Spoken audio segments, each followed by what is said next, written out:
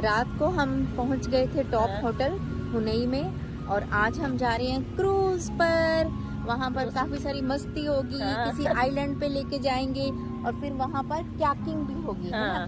कैकिंग होगी, स्विमिंग होगी, ना जाने क्या क्या एक्टिविटीज हैं। तो जाते हैं, एक्सप्लोर करते हैं। अगर आप घूमने फिरने के शौकीन हैं तो आप वियतनाम जैसे सुंदर और विशाल देश की यात्रा कर सकते हैं। हमारी 10 दिन की वियतनाम की जर्नी में हो ची मिन्ह सिटी और खूबसूरत दानांग सिटी का सफ़र काफ़ी बढ़िया रहा।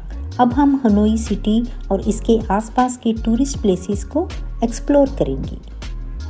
हालोंग बे की तरफ जाते हुए रास्ते में हॉलीवुड की फेमस किंग कॉन्ग मूवी की शूटिंग लोकेशन क्रॉस कर रहे हैं।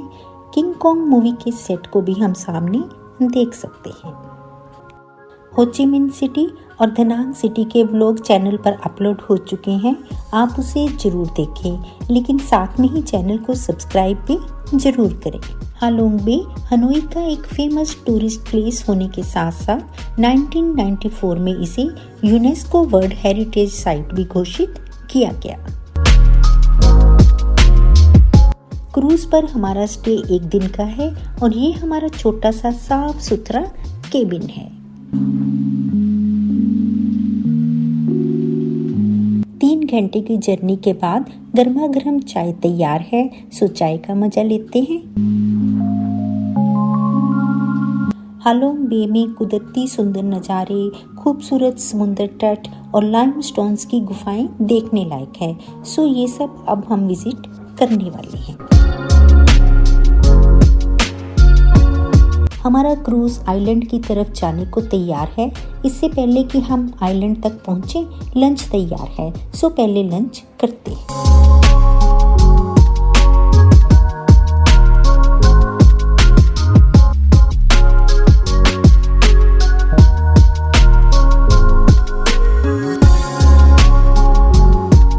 लंच में सैलड्स, फ्रूट्स, नॉन वेजिटेरियन और वेजिटेरियन डिशेस के काफी सारे ऑप्शंस नजर आ रहे हैं।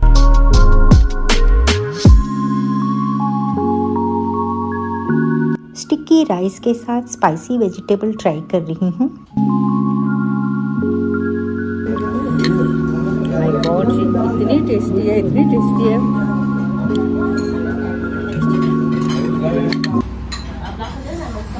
ये पता क्या है? क्या है? ये है स्नेहा का फेवरेट ब्रिंजल पकौड़ा, वाह, कचरी वाला।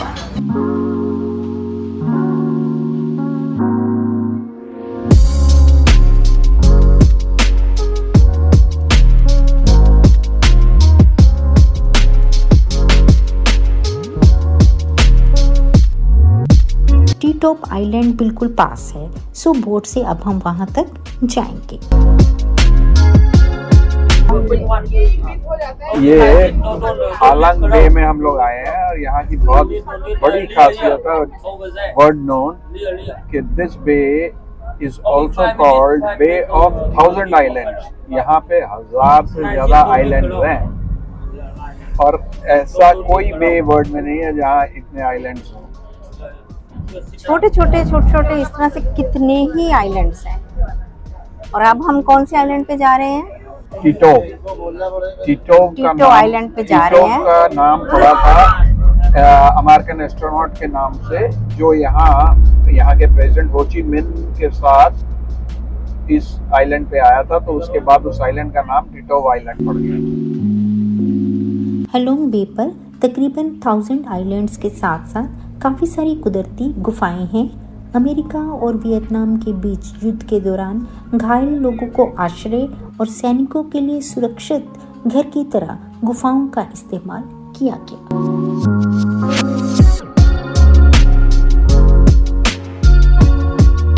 ये एक छोटा सा आइलैंड है, चलिए पहले आइलैंड को एक्सप्लोर करते हैं। यहाँ सब तरफ टूरिस्ट्स के ग्रुप नजर आ रहे हैं। आइलैंड के ऊपर से मनोरम दृश्य देखकर कुछ लोग हाइकिंग करके नीचे आ रहे हैं, कुछ बीच पर सनबाथ ले रहे हैं, कुछ स्विमिंग कर रहे हैं, तो कुछ फ्रेश फ्रूट जूसेस और अन्य फूड एंजॉय कर रहे हैं।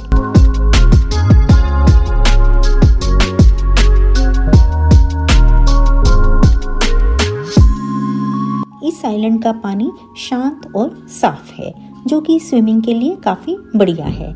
अगर आप भी स्विमिंग के शौकीन हैं तो टॉवल्स और कुछ कपड़े लेकर ही बीच पर जाएं।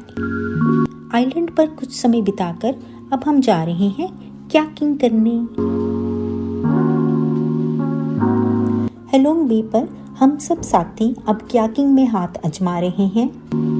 इस एरिया में पानी थोड़ा स्थिर है, सो कयाकिंग करते हुए दूर खड़ी चोटियों तक दूर तक जाया जा सकता है। मैंने भी कयाकिंग को खूब एंजॉय किया।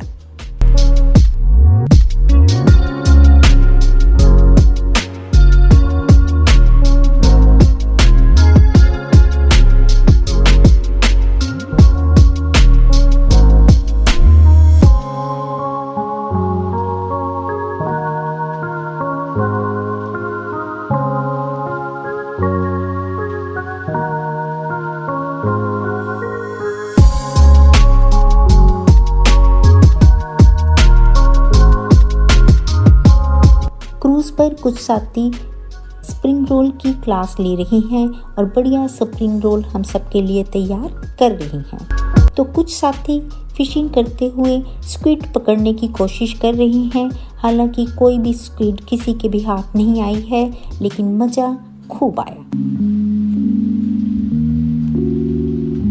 सुबह का सूरज 1000 आइलैंड्स की पहाड़ियों के बीच में मुस्कुराता हुआ निकलने को है और हमारे क्रूज के आसपास काफ़ी लेडी वेंडर्स बोट्स पर पर्ल की ज्वेलरी और खाने पीने का सामान बेच रही हैं। हम सब साथी सनराइज के साथ साथ सुबह की चाय का मजा ले रहे हैं। आज हम केव्स देखने जाएंगे।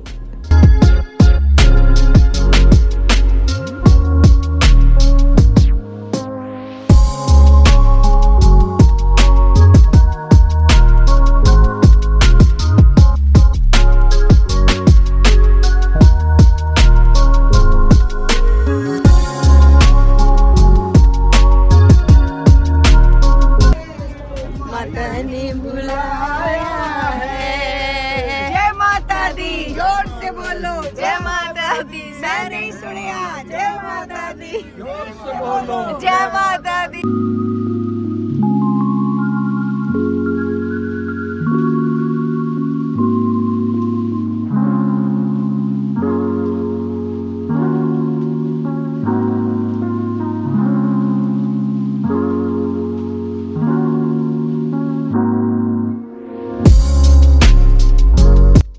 भीतर जाने के तंग रास्ते को पार कर नेचुरल लाइमस्टोन्स की गुफा काफी चौड़ी और विशाल दिखाई दे रही है।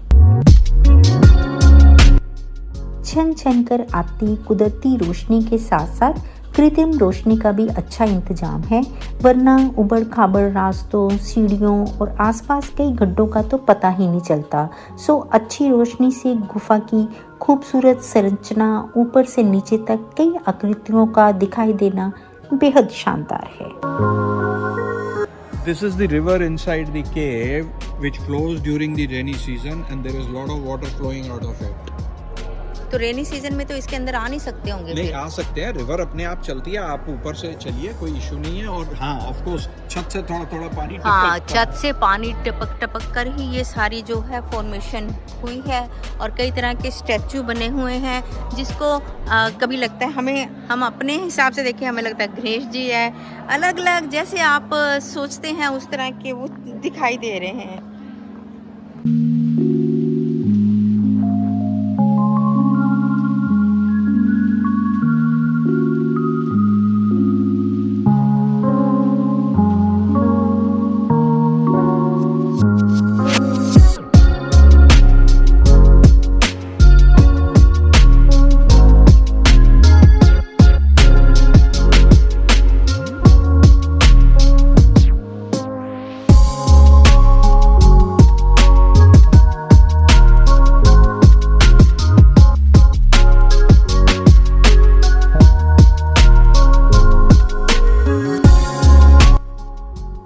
हालोंग बे पर और भी काफ़ी सुंदर आइलैंड्स हैं, जिनमें तुआन चाओ आइलैंड, कैटबा आइलैंड और क्वान लॉन आइलैंड भी शामिल है। अगर आपके पास समय है तो इन आइलैंड्स की यात्रा भी जरूर करें। हाँ, साथ में सनस्क्रीन, सनग्लासेस और कैप भी जरूर लेकर जाएं।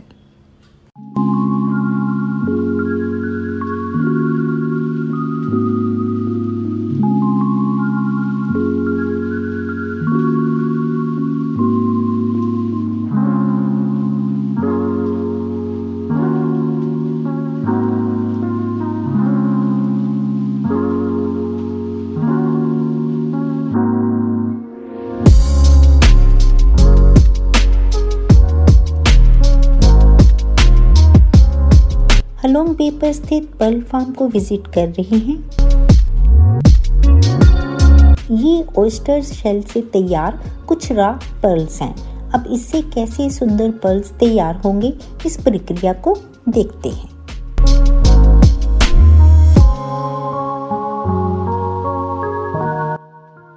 हमारे सामने लिविंग ऑयस्टर्स हैं।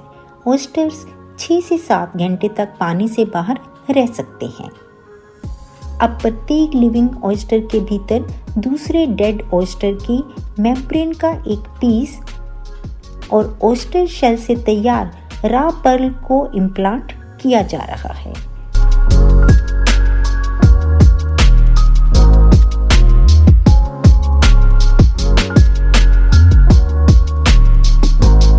फिर इन लिविंग ऑयस्टर्स को एक जाल में डालकर समुद्र में 1 साल के लिए छोड़ दिया जाता है।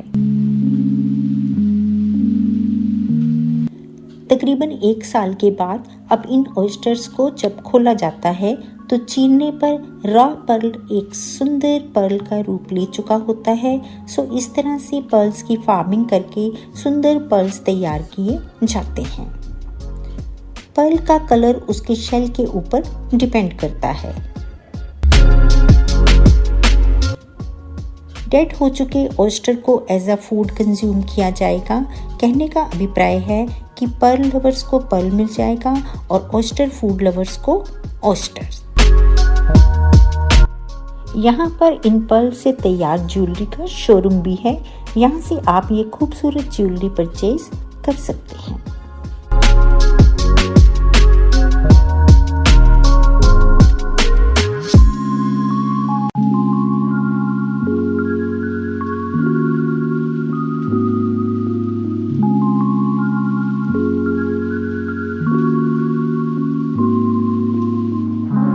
अब हम टेम्पल ऑफ लिटरेचर विजिट करने आए हैं।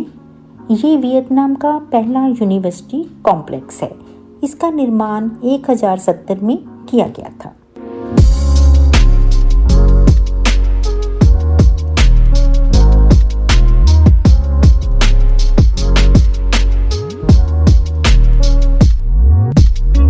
यहाँ पर हम मास्टर्स, प्रिंसिपल और हेडमास्टर्स के स्टैचू देख सकते हैं।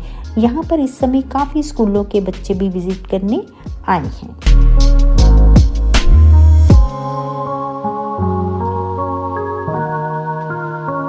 हनोई सिटी के बीच में स्थित खूबसूरत सोन टेम्पल को भी जरूर विजिट करें।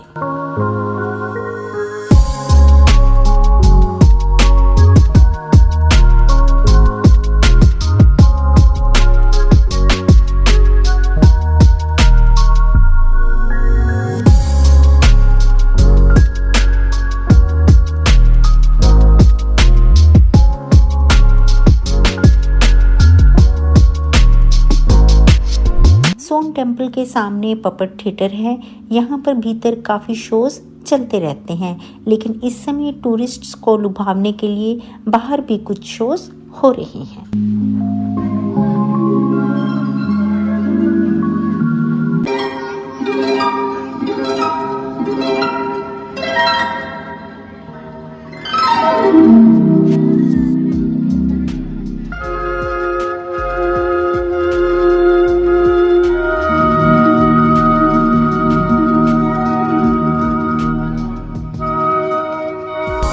इलेक्ट्रिक कार में अब हम हनोई की मार्केट्स और आसपास के सिटी टूर पर जा रहे हैं।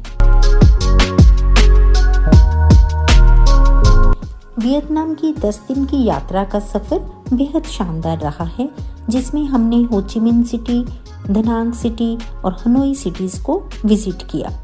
टूर में हमने इंडियन फूड के साथ साथ वियतनामीज फूड भी ट्राई किया, जो कि काफ़ी टेस्टी है।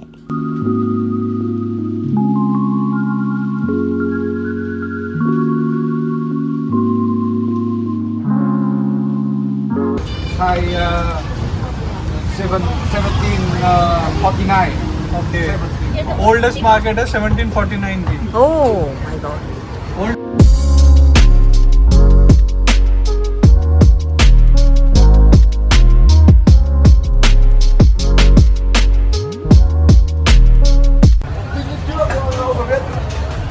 ये है वॉकिंग स्ट्रीट हनोई की। क्लास नहीं है, ऐसे टेबल लगा के सब बैठते हैं। इसके साथ ही हमारी वियतनाम की यात्रा समाप्त होती है। शानदार और यादगार यात्रा के लिए सभी साथियों का धन्यवाद और शुक्रिया। बने रहें हमारे साथ, मिलते हैं अगले व्लॉग में।